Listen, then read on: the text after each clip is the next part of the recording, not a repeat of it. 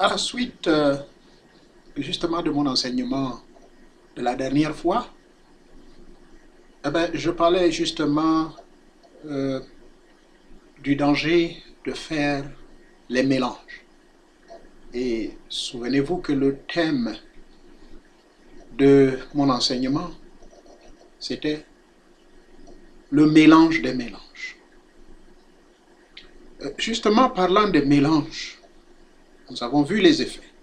Nous avons vu qu'au départ, les phénomènes égrégoriques sont des phénomènes dangereux que l'homme ne maîtrise pas sur le plan matériel, alors qu'il est le seul et le même qui est responsable de sa création. Pour votre information, j'ai un peu fait ce qu'on appelle la pratique des êtres fragiles ou la création des entités au travers de ce que nous appelons, comment on appelle ça, les entités matérielles, hein, ou encore les golems. Les Juifs sont des grands champions des golems. Les golems ne sont autres que, si vous voulez, c'est un peu semblable à ce que nous appelons chez nous en Afrique les totems. Ces lions-là, qui sont sculptés de manière magnifique et honorable, il y a certaines techniques qui pratiquement sont les mêmes en Égypte, tout comme, je vais dire, en Israël, tout comme en Afrique. D'ailleurs, c'est pour cela que nous avons la même histoire. Il y a des techniques qu'on appelle les techniques de charge, ou encore les techniques égrégoriques de charge, justement, le transfert d'énergie. Donc, les techniques de charge ou transfert d'énergie consistaient ou consistent, puisque je continue à le faire aujourd'hui, dans le cadre des magies égrégoriques. Même dans le Bouti, on le fait. Hein. Vous verrez, on appelle ça les esprits familiers. Les esprits familiers, ce sont, si vous voulez, des entités que nous créons à partir des éléments de la nature. C'est-à-dire, vous fabriquez par exemple le dieu de la richesse à partir d'une statuette que vous-même vous inventez, comme les Chinois le font. Vous verrez que le dieu de la prospérité est symbolisé par ce mec qui a un gros ventre. Le gros ventre et portant un gros, je sais pas moi, espèce de médaillon ou gros chapelet autour de son cou et mangeant de fruits, ce qui symbolise la prospérité. Chez nous en Afrique, pour ne pas aller loin du sujet, parlant de mélange, justement ce phénomène d'entité, c'est quoi? C'est que cet être, ce totem ou encore ce golem ou encore cette statuette que nous fabriquons dans le plan matériel, par des techniques inconnues du public, seuls nous les initiés que nous connaissons, nous faisons des charges mystiques, des charges énergétiques, c'est-à-dire nous faisons un transfert d'énergie. On appelle ça la talismanie pratique. Talismanie pratique, c'est le transfert des énergies d'une source que nous-mêmes nous connaissons, ou de plusieurs sources. On transfère ces énergies-là vers un réceptacle. Et le réceptacle n'est autre que cette statuette ou ce golem, selon le langage des Juifs, ou encore ce totem, pour le langage général que tout le monde peut comprendre. Donc quand on transfère ces énergies là-dedans, il y aura à la longue une création, une créature nouvelle. Et cette créature nouvelle s'appellera une entité élémentale. Okay? Cette entité élémentale, dans le plan invisible, a déjà pris naissance à partir des manipulations mystiques, ésotériques de l'opérateur que je suis. Je fais appel à certaines énergies dont je connais les sources et les origines. Je fais appel aux lois cosmiques. Je fais appel au règne minéral en prenant certains minéraux, en faisant la composante de certains minéraux avec certains végétaux, connaissant le cycle solaire et le mouvement du soleil, par rapport à les mouvements aussi de la planète, la position planétaire de telle planète et telle planète, les positions et les conséquences zodiacales, selon le signe du zodiaque, qui, au cours de cette transaction, il y a eu tel mouvement. Quelles seront par conséquent les humeurs ou les conséquences qui vont opérer en majorité, quels sont les bienfaits que cette entité aura sur l'utilisateur ou l'opérateur. Nous le connaissons dans le Bwiti, nous le connaissons dans la Makumba, nous le connaissons dans certaines pratiques secrètes, bien connues de chez nous, excusez-moi, qui nous permettent de maîtriser cela. Donc ça, nous le faisons dans le plan matériel. Et au moment où on dépose cette statuette, quand vous irez dans le Mbanja, vous verrez des statuettes qui sont posées ça et là. Mais rassurez-vous, derrière ces statuettes existent des entités, ou entitas, ou égrégores, ou égrégoriens. Ok? Donc il n'y a aucune différence entre cette entité que le musulman a bien développée par le phénomène du recensement ou la greffe. Il y a eu une greffe qui est opérée de la manière suivante. Tous les nouveaux recrues qui viennent et qui disent Ashhadu an la ilaha illallah Muhammadun Rasulullah, qui font ce juron et qui adeptent dans l'islam, automatiquement se greffent et deviennent en quelque sorte, comme je le disais dans l'enseignement précédent, deviennent des logiciels pour donner vie à cet ordinateur, pour donner vie à cette entitas ou entité ou égrégore. Donc le fait que vous avez participé à la création de celle-ci, je ne vais pas revenir là-dessus, vous êtes responsable de ce qui va arriver à vous et à cette entité. Si cette entité devient rebelle, et elle prend du poids, et si vous ne savez pas comment détruire cette entité, malheur à vous. Bref, je ne vais pas vous emmener là. Nous allons continuer toujours à la suite de ce que je disais. Le fait que vous appartenez déjà à une voie royale, une voie de l'évolution spirituelle. Ça ne sert à rien de délinquer, ça ne sert à rien d'aller à gauche et à droite. Okay? Pour la simple raison que l'âme est seule et indivisible. Vous avez en vous la divinité, vous avez en vous une particule du Dieu suprême en vous. Vous êtes sa ressemblance. Il est votre lumière. Il est votre image.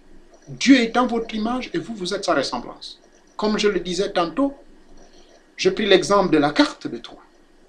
Ok? La carte qu'on joue. Si vous prenez bien cette carte, vous verrez que le roi, là, vous verrez la carte du roi. En haut, le roi. En bas, le roi. Mais la tête du roi en haut est haute, la tête du roi en bas, elle est basse. C'est exactement le même phénomène spirituel. Et les Juifs l'ont compris. Voilà pourquoi j'aime bien le nombre 8, pour ceux qui ont fait la magie des nombres. Le nombre 8, c'est le symbole de l'unité absolue, le symbole de l'absolu, le symbole de la perfection. Pourquoi?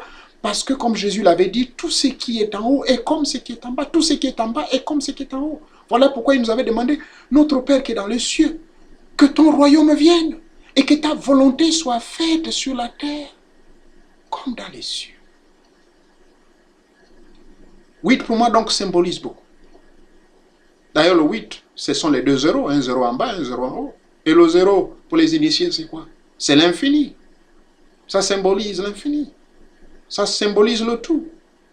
Donc le tout qui est en bas est comme le tout ce qui est en haut. Zéro ne veut pas dire zéro. Zéro veut dire beaucoup. C'est pour ça, vous voyez, zéro, le nombre 10, par exemple, le plus complet, on le dit dans le mysticisme. Pourquoi? Parce que 1 étant l'homme, 0 étant le tout, ou étant Dieu, l'homme intègre ce zéro. Il fait partie de ce zéro. Le 1 fait partie du zéro. Bref, ça c'est d'autres enseignements. Parlant justement du danger que cela représente, le fait d'appartenir à plusieurs entités grégoriques, j'ai donné les exemples que si vous êtes sur une voie, vous êtes maçon, continuez avec votre maçonnerie. Vous êtes rosicrucien, restez-y. Pourquoi? Parce qu'il y a des malins dans chaque milieu mystique. Il y a des malins. Oui, il y a des démons. Le démon, le diable, c'est vous. C'est moi. C'est quiconque s'érige contre les lois mystiques. C'est quiconque va à outrance des principes préétablis par le Créateur de l'univers.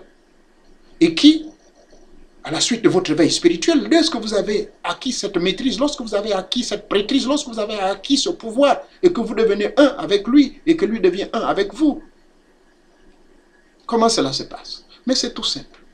L'apôtre Paul décrit d'ailleurs cette alchimie clairement. C'est une alchimie spirituelle. Cette alchimie spirituelle donc consiste à identifier d'abord le premier homme. Bon, mais lui il ne parle pas d'identification, c'est moi qui le développe. Il parle de tuer ou détruire le vieil homme. Il demande de détruire le vieil homme, parce que le vieil homme est conforme au monde. Mais qu'est-ce qui est conforme au monde? C'est ce monde matériel. C'est ce physique que tout le monde voit. Pas celui qui vous parle, mais celui que vous voyez. Voilà. Celui que vous voyez là. C'est lui, justement. Hein? C'est celui-là qu'il faut détruire. Parce que quand il agit, il ne vous crée que des problèmes. Le vieil homme, la dame, cette Adam est là en nous. C'est celui qu'il faut détruire. Mais ce n'est pas facile de le détruire, justement. C'est pour ça qu'on parle de la mort. Il faut le tuer, spirituellement parlant. Donc, ça se passe, le premier phénomène, vous l'identifiez. Ensuite, vous l'écartez de votre chemin. Et ça se passe comment? Par le phénomène de désidentification ou de désindividualisation. Là, il va se passer un phénomène donc de cassure. Vous cassez, c'est-à-dire vous éliminez au fur et à mesure sur votre processus évolutif spirituel, vous éliminez tout ce que les chrétiens appellent les mauvaises choses, les défauts. Alors, au fur et à mesure que vous déposez ces vieux masques-là qui se détachent, au fur et à mesure toutes ces portes, tout cela se casse devant vous, il y a alors le phénomène de désindividualisation afin de faire ressentir votre personnalité réelle. Parce que l'individualisme, l'égoïsme, le moi, c'est ça qui détruit l'homme, le moi. Une fois que vous avez réussi à créer cette désindividualisation, deuxième étape, c'est l'étape de l'intégration. Et cette intégration consistera pour vous maintenant d'attendre par des procédures et des techniques qui, au fur et à mesure, vont vous amener à l'universalisation. Troisième étape. Cette universalisation n'est autre que, finalement, le Dieu qui naît en vous. Le Dieu qui, finalement, vous le rencontrez. Alors, vous comprenez que ce processus est un processus royal, c'est-à-dire un processus qui passe par des principes immuables, des principes pas contre la nature, des principes qui au fait, vous permettent de ne pas violer une seule loi, ou du moins ne pas contrecarrer ou aller contre les lois préétablies. Alors vous comprenez maintenant le danger dont je fais allusion maintenant, le danger de ne pas faire les mélanges. Parce que quand vous allez aller dans certaines sectes, ou dans certains milieux mystiques, dans certaines loges, qu'est-ce qu'on vous demande de faire? On vous demande de vous renier. Ça n'engage que renier comment? Ça peut avoir un autre langage qu'on peut comprendre ailleurs. Chez les bouddhistes, par exemple, la rénonciation est une technique réelle. Ou encore le saint-augustisme, qui était une branche du catholicisme au 7e siècle. Ça encore.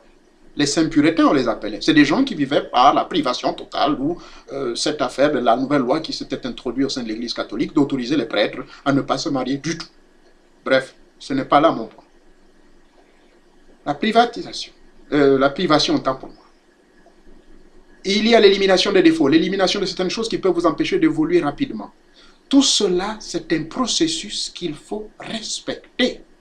Or, sans cela, votre être ne va pas naître. Allez-y faire la comparaison avec les autres milieux mystiques. Qu'est-ce qu'on vous donnera là-bas? On va vous faire des soi-disant techniques d'humiliation qui consisteraient pour vous de vous faire des techniques contre nature, des techniques de bassesse. Se faire de pédophilie, ou on couche votre femme ou votre fille ou quelque chose comme ça, vous devez coucher avec les hommes. Bref, des techniques d'humiliation qui n'ont rien à voir avec le chemin royal. Faites très attention. Nous en reparlerons. Merci beaucoup et à tout à l'heure.